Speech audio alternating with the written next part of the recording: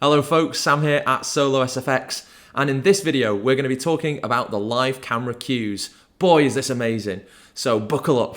But don't worry, it's dead simple. We're going to head to the top right hand corner first of all to add our live camera cue. So press the plus icon and then near the bottom we have live camera. Now that will of course add our live camera cue to the bottom right hand side. So I'm going to press settings on that. And as you can see, immediately it has detected my device front camera, which is all getting a little bit trippy this, I've got multiple angles. And you're probably familiar actually with all of these settings.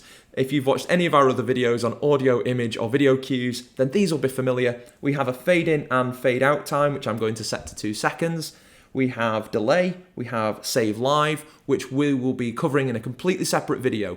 So if you're interested in that, the link's in the description, but watch this one first. And then you have override, self-explanatory. You know how that works. When this cue starts, all the others will fade out. Perfect timing, which obviously helps with the delay.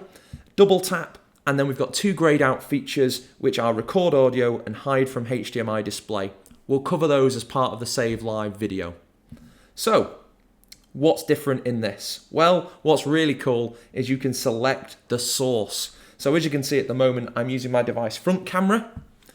And if I press that, I now get the option to change between the device front camera, the device rear camera, and an external USB. So if I was to tap the rear camera, you can see now that it's displaying our lovely rubber duck friend, and that is a live feed. If I was to tap this again and select external USB device, you can see that it now cues an external USB device that is plugged in via my HDMI dongle or my USB-C dongle. So it's worth mentioning at this point that the feature to use a USB external device as a live camera is only available on iPads running iOS 17 and above. Apple haven't yet released the ability for you to do this using an iPhone. I'm sure it won't be long, but at the moment it's iPads only for this. So there you are. So all of these features are pretty much self-explanatory. You already know how to use them, really. So the difference being is if I was to go back now, and I'm going to cue, let's go for the device front camera for this. Yep. And what we'll do is we're going to go back, and I'm going to cue that. But before I can cue it, because it won't let me cue it in its current state, I need to go into my settings, and I need to turn on my HDMI output. So I'm going to enable my HDMI output. Perfect. And once that's enabled, I'm going to go back to my main cues and I'm going to start that output.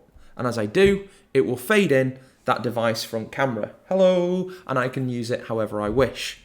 I can then tap it again or use the double tap feature or master fade out, and it will fade out back to the default screen or the backdrop if that is currently set. So that is basically it. Again, like all the other features inside SOLOstudio Pro, it's designed to be easy and simple and intuitive. So nothing too complicated here. But like I say, if you are interested in the save live function and all the other things that opens up, then do head to that video. The link is in the description. If you've got any questions, get in touch on our Facebook group or post a comment below and we'll get back to you as soon as we can.